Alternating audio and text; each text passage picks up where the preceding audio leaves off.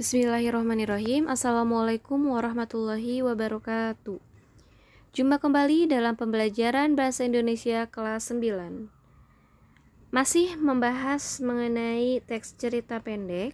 Kali ini kita akan membahas terkait dengan unsur kebahasaan teks cerita pendek. Unsur kebahasaan teks cerita pendek terbagi menjadi 3 macam. Yang pertama, menggunakan kalimat deskriptif.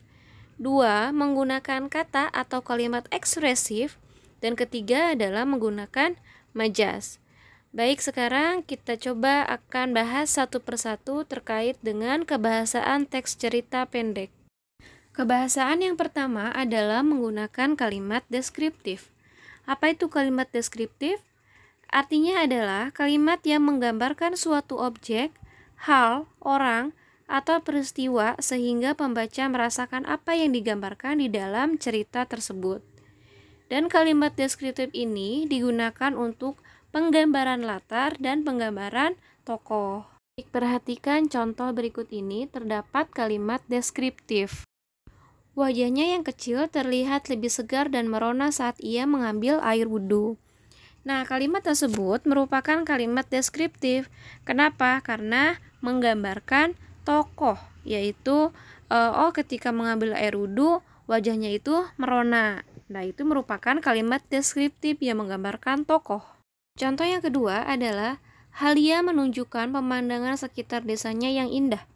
Kalimat tersebut masih masuk ke dalam kalimat deskriptif yang menggambarkan latar. Desanya yang indah seperti terdapat bunga-bunga, pohon, dan lain sebagainya. Unsur kebahasaan yang kedua adalah menggunakan kalimat ekspresif. Artinya, penggunaan kata atau kalimat yang mampu mengekspresikan perasaan pengarang melalui tuturan tokoh. Seperti pada contoh berikut ini.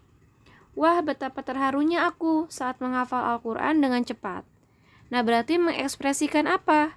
Mengekspresikan bangga, senang, bahwa bisa menghafal Al-Quran dengan sangat cepat. Contoh yang lainnya adalah menyebalkan sekali, seharusnya aku tidak mendapatkan nilai 0 jika semalam aku belajar. Nah, berarti mengekspresikan apa?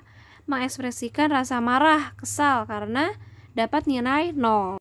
Kebahasaan yang ketiga adalah menggunakan majas, di mana majas merupakan pemanfaatan kata atau kalimat untuk memperoleh efek tertentu. Dengan majas, teks akan memiliki efek lebih indah, imajinatif, atau ekspresif. Dan berikut beberapa majas yang sering digunakan dalam cerita pendek. 1. Majas repetisi, artinya adalah majas perulangan kata, frasa, atau kalimat yang dianggap penting. Contohnya adalah, setiap hari, setiap waktu, dan setiap saat, aku selalu terbayang wajah ibuku yang sejuk. Di mana pengulangannya, yaitu terdapat pada kata setiap. Jadi fungsinya adalah untuk memberikan tekanan pada bagian yang diulang, yaitu pada kata setiap. 2. Majas eufemisme, artinya majas yang menghaluskan kata-kata yang dianggap kasar atau kurang sopan. Contohnya adalah, di lampu merah kita bisa menemui tunawisma. Di mana letak eufemismenya, yaitu pada kata tunawisma yang artinya adalah gelandangan. 3. Majas litotes, artinya adalah majas yang merendah-rendahkan diri sendiri agar terkesan tidak sombong. Sebagai contoh, maaf tante, saya hanya dapat membawakan bingkisan sekadarnya. Padahal makanannya itu sangat mewah sekali. Terdapat pada kata apa litotesnya, yaitu membawa bingkisan sekadarnya. Majas yang keempat adalah majas pleonasme, yang artinya majas yang menggunakan beberapa kata bersinonim atau keterangan tambahan secara bersamaan dalam satu kalimat. Sebagai contoh, barisan tentara musuh mundur ke belakang mengaku kalah dalam peperangan. Di mana letak pleonasmenya? Yaitu terdapat pada kata mundur ke belakang, karena mundur sudah pasti ke belakang. Jadi penggunaan katanya itu berlebihan atau sebagai keterangan tambahan. 5. Majas hiperbola, artinya majas yang memberi makna secara berlebihan. Contohnya, kritik pedasnya tak berhenti-henti menusuk-nusuk hatiku. Di mana letak hiperbolanya? Yaitu terdapat pada kata menusuk-nusuk. Nah, itu adalah sesuatu hal yang berlebih-lebihan.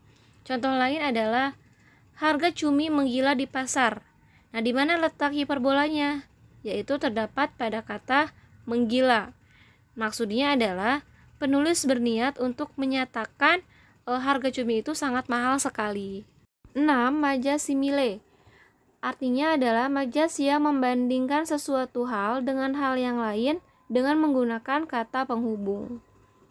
Contoh, sejak kau berdiam diri di rumah terus, kulitmu menjadi sangat putih seperti dilumuri susu.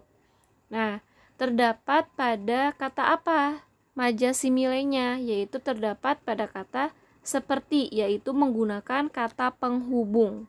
Nah, di sana ciri dari penggunaan majas simile. 7 adalah majas metafora, artinya majas yang menggunakan perlambangan untuk menyatakan sesuatu. Contohnya, si jago merah berhasil melahap hampir semua perumahan yang ada di Depok. Metaforanya apa? Yaitu si jago merah yang artinya adalah api. Contoh lain, Dewi Malam telah keluar dari peraduannya. Di mana letak metaforanya? Yaitu terdapat pada kata Dewi Malam yang artinya adalah bulan. Jadi memperlambang untuk menyatakan sesuatu hal. 8. Majas personifikasi, artinya adalah majas yang mengumpamakan benda mati menyerupai manusia. Contohnya adalah pohon bambu di belakang rumah berbisik-bisik tertiup angin sakit. Nah, di mana personifikasinya? Yaitu pada kata berbisik-bisik. Karena benda mati menyerupai manusia. Contoh lainnya seperti hujan itu menari-nari di atas genting. Di manakah letak personifikasinya? Yaitu pada kata menari-nari. Hujan itu menari-nari. Majas yang terakhir adalah majas ironi, yang artinya majas yang menyatakan suatu hal secara berkebalikan dengan maksud menyindir. Contoh, dia orang yang sangat tepat waktu. Dia hadir saat acara sudah usai dan semua tamu undangan telah bubar. Baik, mungkin untuk pertemuan kali ini kita cukupkan mengenai materi unsur kebahasaan teks cerita pendek. Untuk pertemuan selanjutnya, kita masih membahas terkait dengan materi teks cerita pendek. Semoga apa yang disampaikan dapat kalian pahami dan cermati. Semoga bermanfaat. Wassalamualaikum warahmatullahi wabarakatuh.